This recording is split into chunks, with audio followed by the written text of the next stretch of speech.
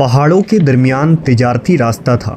گھور گھٹا اور بادلوں نے دن کو تاریک رات میں بدل دیا تھا۔ بادل گرج اور چمک رہے تھے، بجلیاں کڑک رہی تھیں اور موسلا دھار بارش ہو رہی تھی۔ اس دوران 3 خوفزدہ لوگ اس وادی سے گزر رہے تھے۔ وہ کبھی آسمان کی طرف دیکھتے تو کبھی اس سیلابی ریلے کی طرف جو پہاڑوں سے بہہ کر ان کے پیچھے آ رہا تھا۔ تینوں دوست بڑی تیزی سے چل رہے تھے۔ ان میں سے ایک نے کہا، میرا خیال ہے کہ ہم لوگ یہاں رک جائیں اور بارش تھمنے کے بعد روانہ ہوں۔ اس نے کہا، قریب ایک پہاڑ ہے، ہم وہاں کچھ دیر کے لیے پناہ لے سکتے ہیں۔ لہٰذا وہ تینوں شخص بڑی تیزی سے اس پہاڑ کے جانب بڑھے اور ایک غار میں داخل ہو گئے۔ غار کے منہ کی طرف سے تھوڑی بہت روشنی آ رہی تھی اور سیلاب کی گڑگڑاہٹ بڑھ رہی تھی۔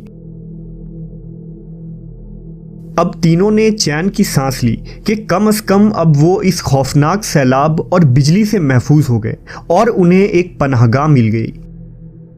اچانک غار کے دہانے کی طرف سے پتھروں کی آواز آئی۔ ایسا لگا کہ کوئی چٹان لڑک رہا ہو۔ ایک بڑا چٹان غار کے منہ پر آ کر رکا اور غار کا منہ بند ہو گیا۔ غار میں گپت اندھیرا چھا گیا اور تینوں لوگ بری طرح گھبرا گئے۔ پہلے تو ان لوگوں نے چٹان کو دھکیلنے کی کوشش کی، مگر یہ چٹان اتنا بڑا اور بھاری تھا کہ 100 لوگ بھی مل کر اگر اس چٹان کو دھکیلتے تو یہ ہل نہ پاتا، اور اس صورتحال میں اللہ کے علاوہ اب انہیں کوئی بھی نجات نہیں دلوا سکتا۔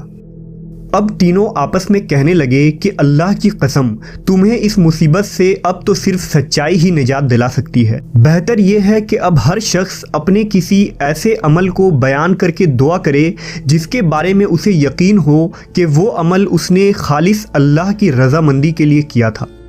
لہٰذا ان میں سے ایک نے اس طرح دعا کی کہ اے اللہ، تجھے خوب معلوم ہے کہ میں نے ایک مزدور رکھا تھا جس نے 1 فرق یعنی 3 سا چاول کی اجرت پر میرا کام کیا، لیکن وہ شخص کسی وجہ سے غصہ میں آ کر چلا گیا اور اپنے چاول چھوڑ گیا۔ میں نے اس 1 فرق چاول کو لیا اور کاشت کی، پھر اس سے اتنا کچھ ہو گیا کہ میں نے پیداوار میں سے گائے بیل خرید لیے۔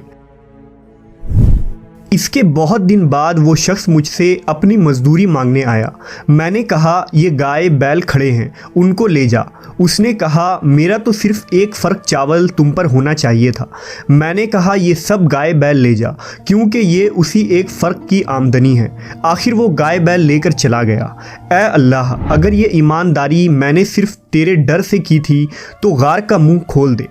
دوسرے نے اس طرح دعا کی کہ اے اللہ، تجھے خوب معلوم ہے کہ میرے ماں باپ جب بوڑھے ہو گئے تھے تو میں ان کی خدمت میں روزانہ رات میں اپنی بکریوں کا دودھ لا کر پلایا کرتا تھا۔ ایک دن اتفاق سے میں دیر سے آیا، وہ سو چکے تھے۔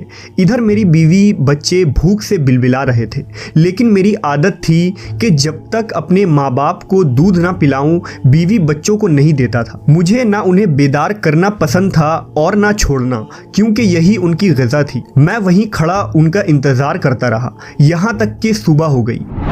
اگر میں نے یہ کام تیرے خوف کی وجہ سے کیا تھا تو ہماری مشکل دور کر دے۔ تیسرے نے اس طرح دعا کی کہ اے اللہ، میری ایک چچا زاد بہن تھی جو مجھے سب سے زیادہ محبوب تھی۔ میں نے ایک بار اسے زنا کرنی چاہی، اس نے انکار کیا، مگر وہ کسی مجبوری میں اس شرط پر تیار ہو گئی کہ میں اسے 100 اشرفی لا کر دوں گا۔ میں نے یہ رقم حاصل کرنے کے لیے کوشش کی، آخر کار مجھے مل گئی تو میں اس کے پاس آیا اور وہ رقم اس کے حوالے کر دی۔ اس نے مجھے اپنے نفس پر قدرت دے دی۔ جب میں اس کے قریب گیا تو اس نے کہا، اللہ سے ڈر اور مہر کو بغیر حق کے نہ توڑ۔ میں کھڑا ہو گیا اور 100 اشرفیاں بھی واپس نہیں لی۔ اگر میں نے یہ عمل تیرے خوف کی وجہ سے کیا تھا تو ہماری مشکل آسان کر دے۔